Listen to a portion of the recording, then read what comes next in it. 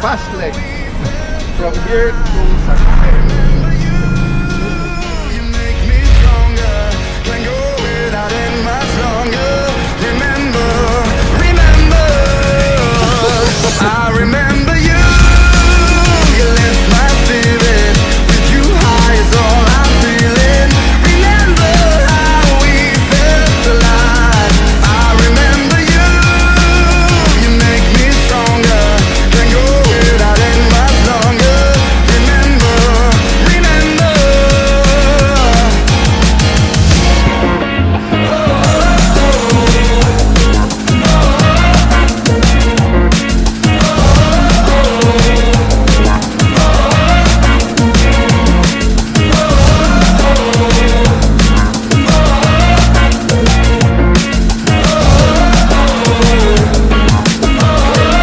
When I close my eyes, I can almost see it. When I take a breath, you fill up my lungs. And if my mind works backwards just for a minute, I hold on to you before the memory's gone. I remember you. You lift my spirit. With you high is all I'm feeling. Remember how we felt alive. I remember you. You make me stronger. Can't go without it much longer. Remember, remember. I remember you. You lift my spirit. With you high is all I'm feeling. Remember how we felt alive. I remember you. You make me stronger. Can't go without it much longer. Remember, remember.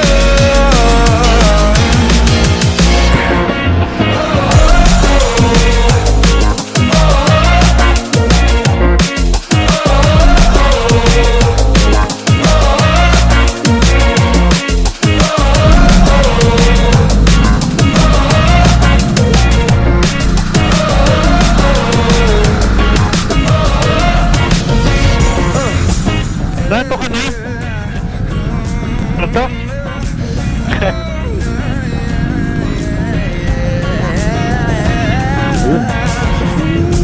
Let's go.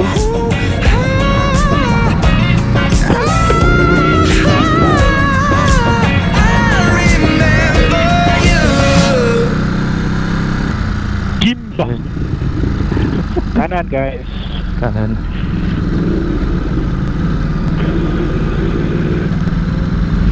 What's up guys, Moto HK here, and it has been so long since my last video because of COVID and also being lazy. However, I'm happy to share this new one with you as I joined the TPZ group on their ride to Baguio via Aritao. The Baguio via Aritao route is approximately 315 kilometers from our starting point to Tal gas station in San Simon, Pampanga and Lex. It passes through SETEX, TP Lex, but takes an indirect route through the Pura Herona exit. From here, you would pass through the municipality of Guimba until Nueva Ecija before continuing onto the municipality of Aritao in Nueva Vizcaya and then onto Baguio.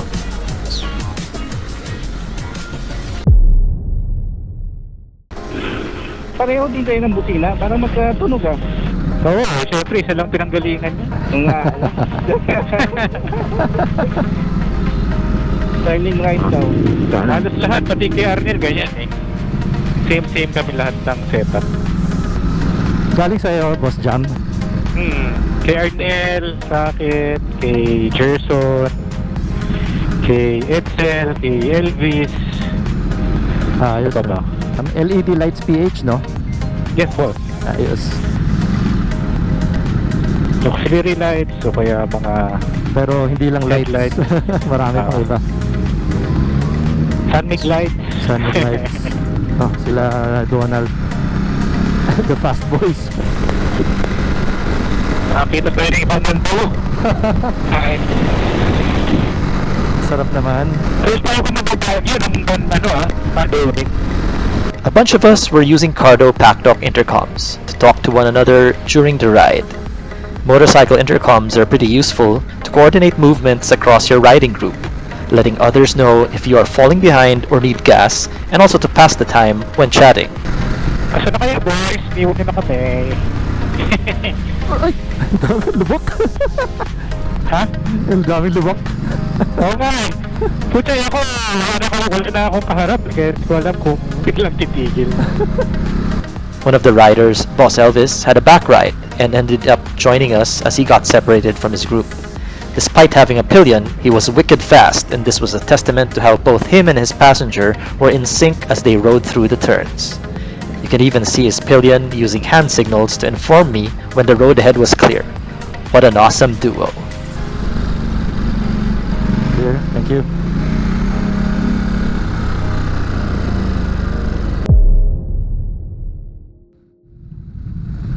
Ano hinahanap ko? Vaccine card? Vaccine card? Vaccination card. Alright, so we're here in a checkpoint and they're looking for vaccination cards. It is COVID season after all.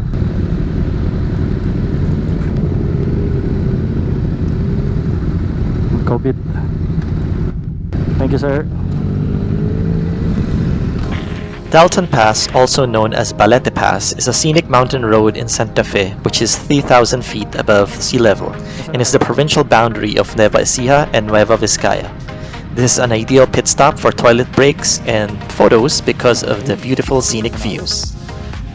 Arriving at Dalton Pass is approximately 185 kilometers already from our starting point, which is almost more than half of the journey. However, this is just the easy part of our ride, and we all regroup to prepare for the challenging leg of the journey deeper into the mountains.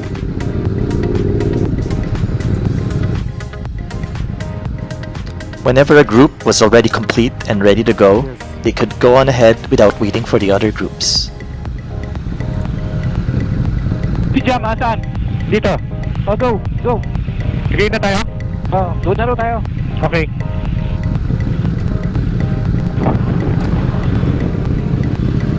Alright. Okay, nalaglag. Ano nalaglag? Yung bike? Ah.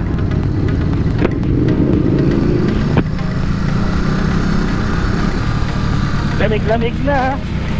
Woo! Sarap! Oh, ganda.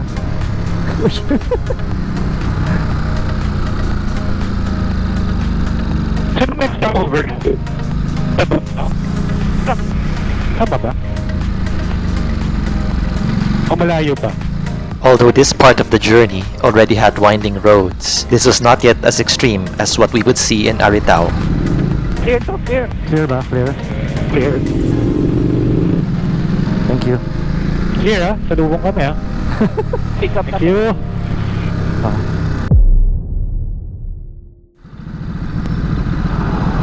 Park daw. Right. Let's go.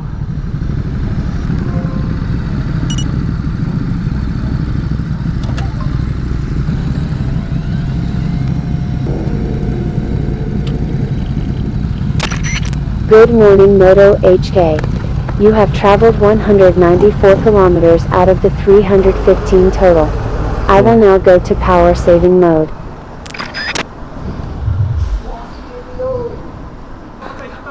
It is 10:15. We are here in Mrs. G's.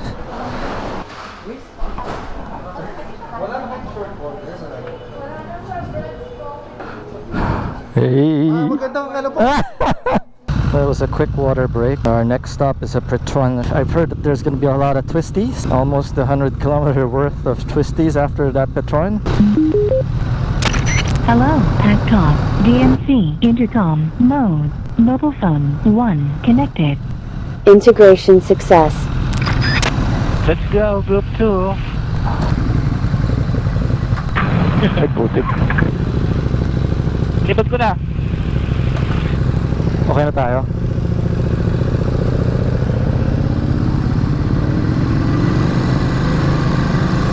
Alright.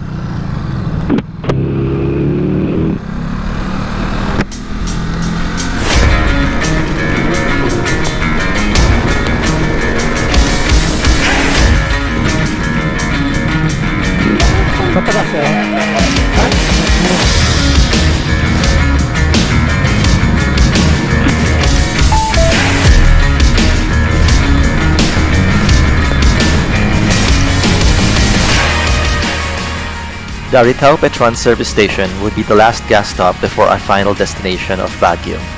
From here, we would be riding approximately 105 kilometers of winding roads, passing through the municipalities of Cayapa, Nueva Vizcaya, Bocod, Benguet, Itogon, Benguet, and then finally arriving at the city of Baguio.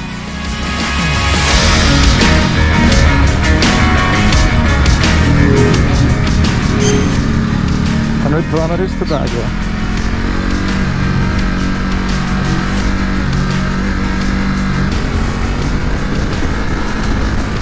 Oh man.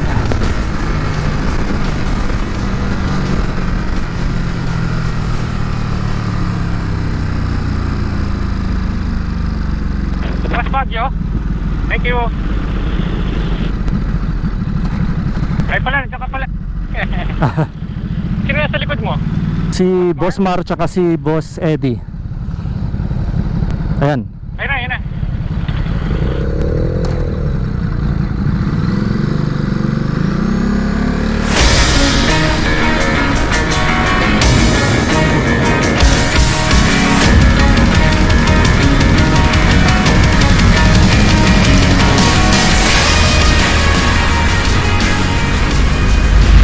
The group stopped a bit on a bridge over the Santa Cruz River of Cayapa to regroup. We definitely needed to brake because from here, it would be approximately 86 kilometers of hazardous twisting roads, changing elevation, and challenging terrain. Although it took around 2 hours and 30 minutes before we reached the Baguio Checkpoint from the bridge, I'm including around 7 minutes of footage to show the twisting roads. Click the video timeline if you want to skip ahead.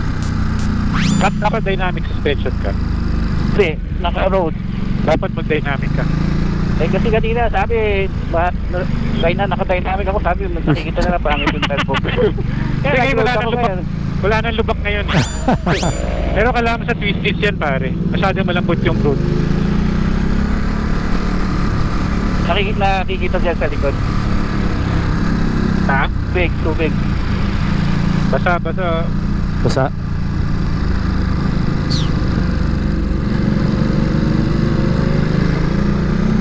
Gravel. Daming basa nga. Ingat kayo. Daming basa guys. Copy. Ingat lang.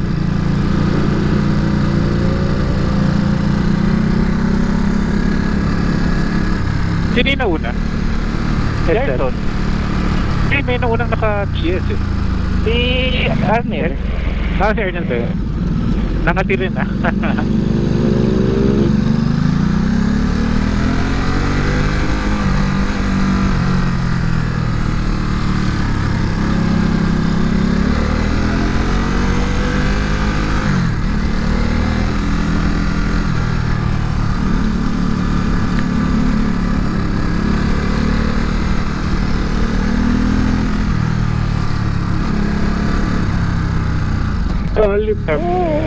Wow! Palukay!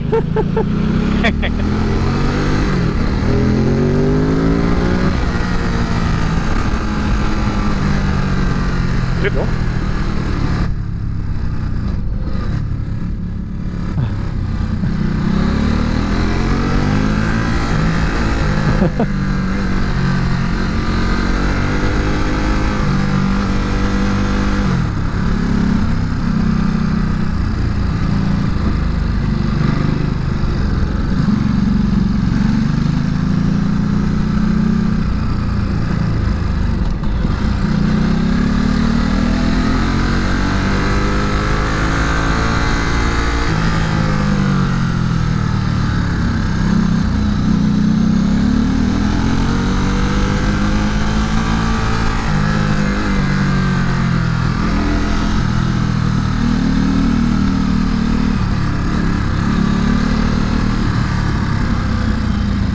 Going up.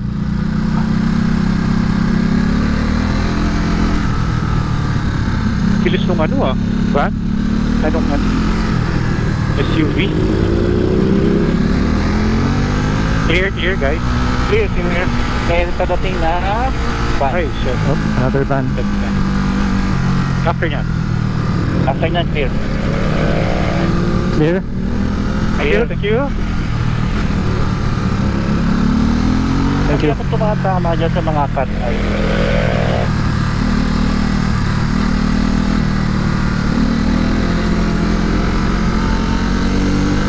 Pwede mo naman ilagpas kung wala namang kasalubong. At safe yun. Hindi ko alam kung bigla na lang may cut ay biglang wala. Sabali pag sumamatay ka, patatanggal natin. Pabuldoser natin.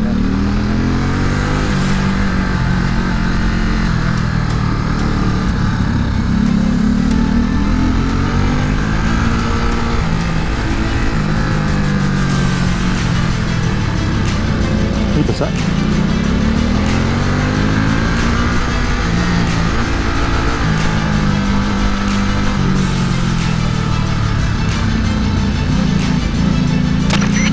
Overshoot warning. Okay. Are you okay?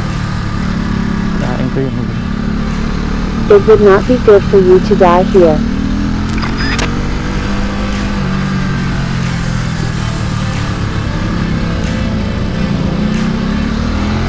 Tapos niya may scooter. After wala na. Kanya wala. Thank you. Thank you.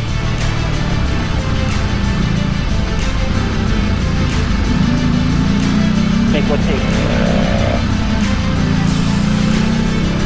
Kotse. Kotse.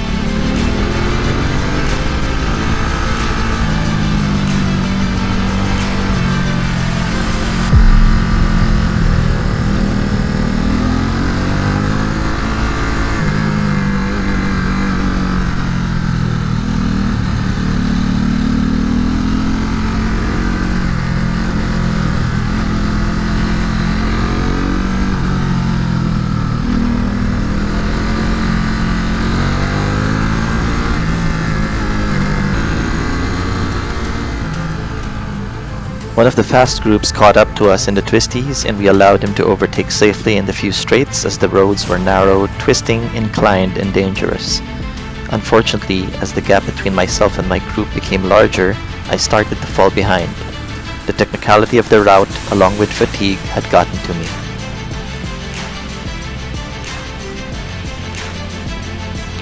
However, despite this, I was even more encouraged to move forward and get to our destination.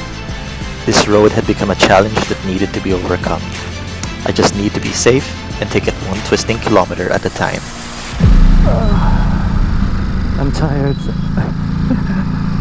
So they weren't joking when they said that this was like 100 kilometers, all twisties. So I'm not as fast as the others in the twisties, so I'm left behind. But at the end of the day, just ride at your own pace, right? And just be safe and get home safely, get to the destination safely. But man, for those of you who want to ride via this route, make sure you get a good sleep, have some alaksan or Dalton Pass, because man, my back is hurting. But man, view is beautiful. So we will stop here for lunch. Bakit ah? Disco mo ako. Kakapagod. Oh. Sakit likod ko. Buti wala kang angkas, mas nakakapagod yun. Dito ba tayo kakain? Kasi ito yung beauty eh. Hindi ito. Kaya na, pang matrono na naman yan. No?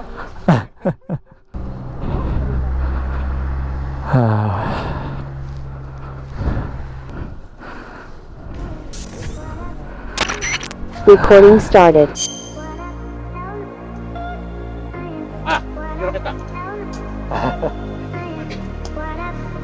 Ayos.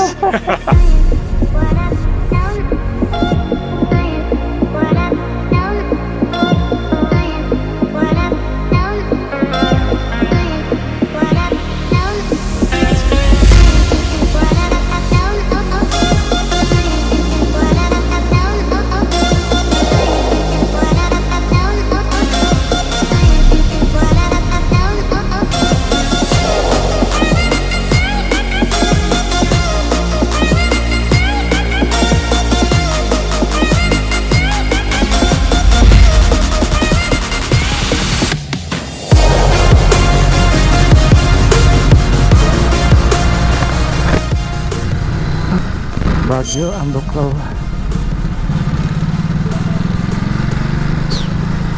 I had caught up with the group at the Ambuklao Dam view deck where we had lunch. It was a much needed rest for me as my back hurt from my backpack and having hunched over for close to 5 hours now from the time I left BGC this morning. Although it was still around 35 kilometers to Baguio at this point, the pork adobo gave me energy and I was feeling better now that I was with the group again.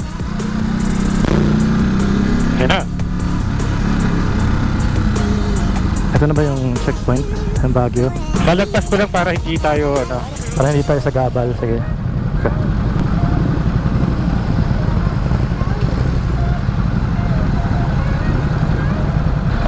Pagod. Kapakita. Hindi ko alam eh. Go na. Go na? Okay. Oo. Ayos. Thank you. Thank you. Thank you, Butchie. Iba ka talaga, boss. The Baguio checkpoint did not give us much trouble, but we were all prepared with our vaccination cards and the Baguio travel pass if needed. Make sure that if you are traveling around the Philippines during COVID time, that you take care of all the necessary passes and respect the local health protocols. Alright. So we're in Baguio. Our first stop over is actually Honda Motorcycles Baguio.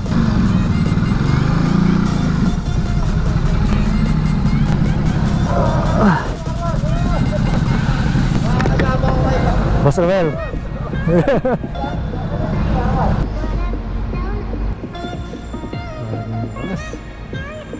This looks familiar. Honda Philippines, in partnership with Guanzon Group of Companies, had just opened its first flagship store in Baguio City the day before our ride. My first expressway legal bike was a CBR 500R, so Honda would always hold a special place in my heart. The other groups eventually arrived at the Honda shop where we hung around. Big Boss Romel had invited us to check out the place and treated us to some awesome food. Thanks, Boss Romel. If ever you need a Honda big bike, why don't you drop by Baguio City and check them out? Riders, eto. Dumaan ang mga taga Chupas. Welcome to Honda. Tapos dinalaw ako dito ng grupo ng Chupas. TPC na lang para mas magandang pakinggan. O pag meron kayo requirement ng Honda, dito sa Honda Baguio. Okay? Thank you, boss. Okay, boss.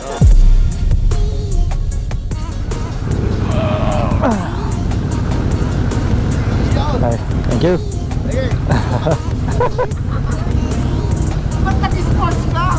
Ayan nga eh. Okay. Okay. Thank you, bossing ha. Thank you. We left Honda Baguio at around 3:50 p.m. I was really tired and I'm sure a lot of my fellow TPC riders were also exhausted. I had been awake since 4 a.m. in the morning and we had all been riding for more than 8 hours since we took off at Total gas station at around 7 a.m. There were around 35 of us, including a backup vehicle, and we had all made it to Baguio without incident. This was actually the third Baguio Aritao ride organized by TPZ, although this was my first. I was supposed to join them last February 2021, but my license got confiscated for speeding, so I had to drop at the last minute. I was glad to have now been able to join this time. Alright, we are here in our hotel. It's a Newtown hotel here in Baguio.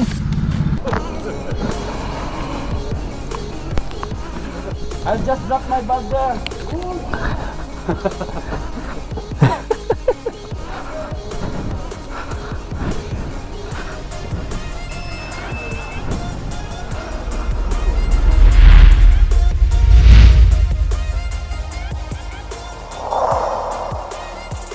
Well, that was it. I wished I had taken more videos of people hanging out, but that isn't really our thing.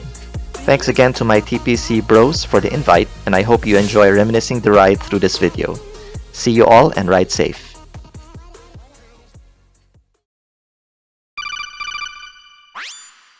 Excellent, Snake. Age hasn't slowed you down one bit.